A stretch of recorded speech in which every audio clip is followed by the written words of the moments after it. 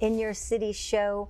Right now, again, all about gratitude, all about being thankful. We have Margo Sutter. She is the owner and the founder of Equus Ranch. And Equus Ranch is a horse rescue rehabilitation outreach.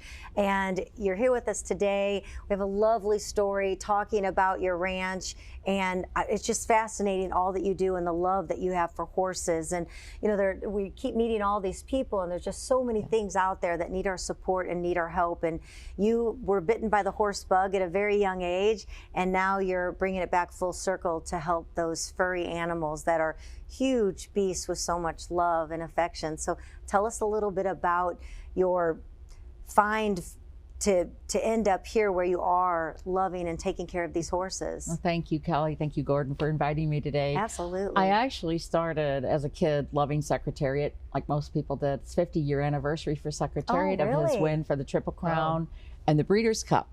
Wow, and I didn't so know that. Yeah, a lot of festivities this year around Secretariat. So I always blame him for giving me the racing bug, you know, when I was 13 years old, and also starting to find out more about the thoroughbred breed.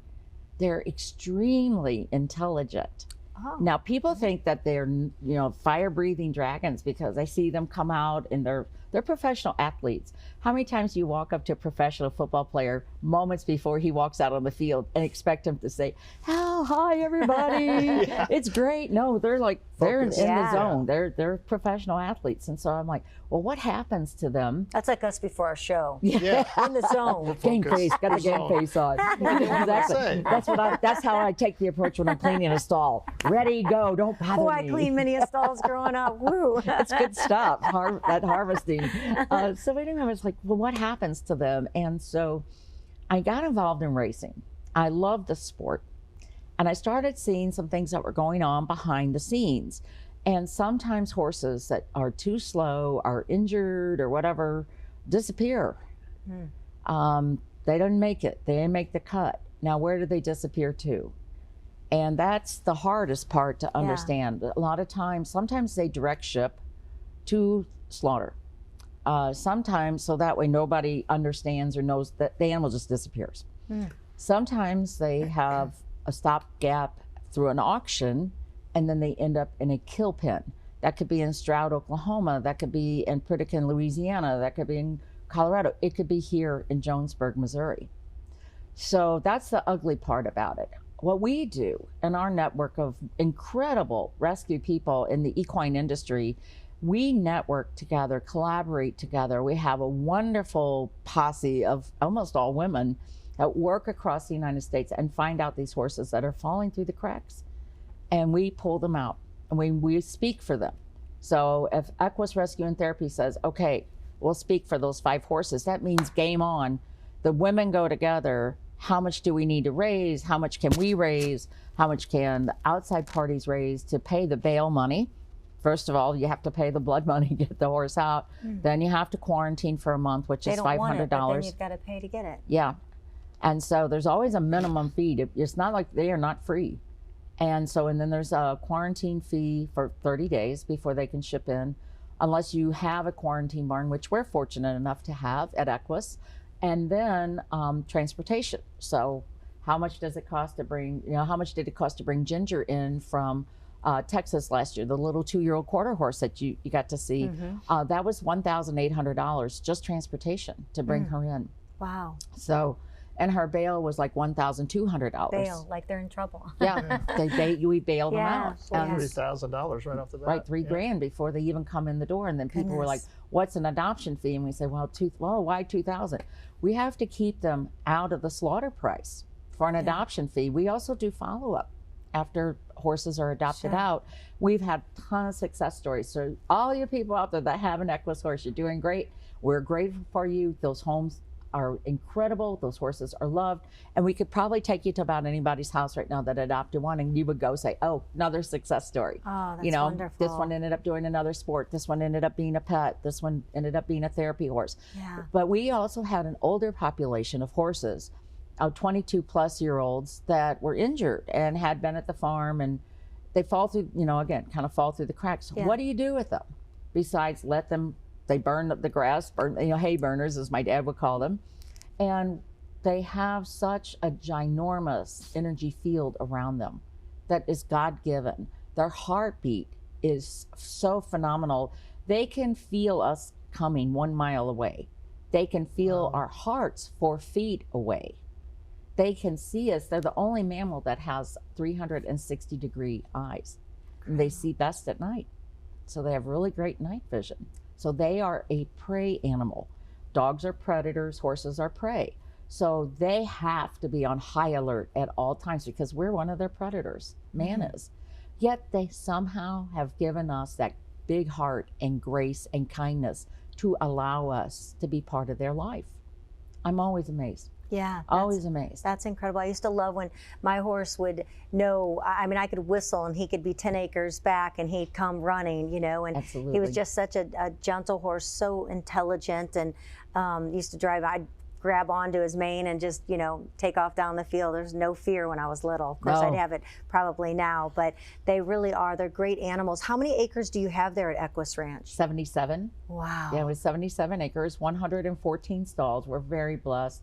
Tom Spalding and the Inga Simple Trust own our farm, and it's in Millstadt. It's a beautiful place. We have one barn, has 42 stalls, and a 150 by 300 foot indoor arena. So we can operate 365 days a year, and we operate 100% off of volunteer help. None of us get paid. Yeah, volunteers are so important. It's very important to all What kind of nonprofits. volunteers do you look for? We look for people that are compassionate and passionate and love animals, must love animals, and especially they don't have to have horse experience. We teach a lot of people that have always had a dream about spending time with a horse, about how to lead and how to like bring them in and out of the stall, pick their feet up, groom them, know if they're ill, how to give medicine and things like that. It's very therapeutic and really can help a lot of teens and older people with problems that they may have dealing with the horses, and that it's an incredible, powerful tool. Yes.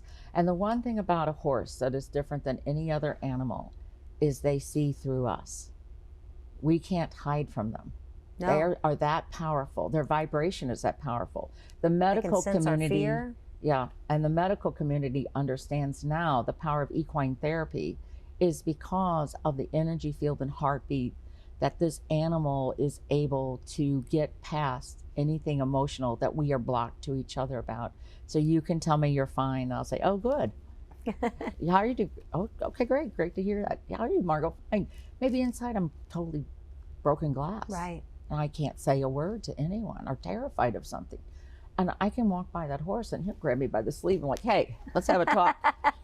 I know something's going on. Yeah. Usually the words "I'm fine" though is a sure thing that something's wrong. Fine. Women, Yeah, if you say "I'm fine," That's my trigger word. I know she's not right. You know, we watched a movie about some inmates oh yeah, and the horses, and it's a true story. it's called The Prisoner, I think. Yeah, Maybe. and how they bonded, and they could tell that there was something broken about the inmates. Yes. But it was just a beautiful story. They are. And what I always say is that they open the portals of our heart and soul that we have closed off to others.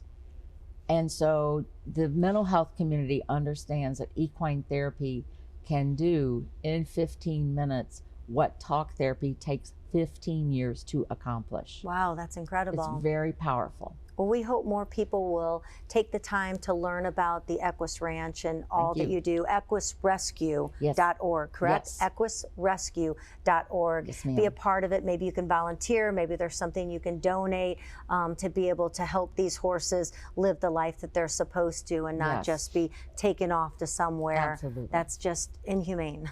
Absolutely. So, if you are looking for your mission in life, or your calling, your purpose, are you feeling dead inside? If you feel the need to give back, reach out to us. It's Equus with 2 U's, EQUUS rescue.org. You can send a message. You can call me. My phone number's on there. It'll reach me directly. You may text me, email me. We'll get right back with you. We need you. I love that. We need donors. We need volunteers to clean stalls. We need the support of those horses so our mission can continue. We're so thankful Yes. for your passion, and we can Thank you. hear it and see it and feel Yeah, it. That's for absolutely. sure. So Margo, you such a pleasure. Margo you. Sutter with equusrescue.org. Check it out for yourself. We found out about, we fell in love with it, and we can't wait to learn more ourselves. Can't so wait for you thank to come over. Yes, Thank you absolutely. so Thank much, you guys. Really appreciate it. Oh, wonderful.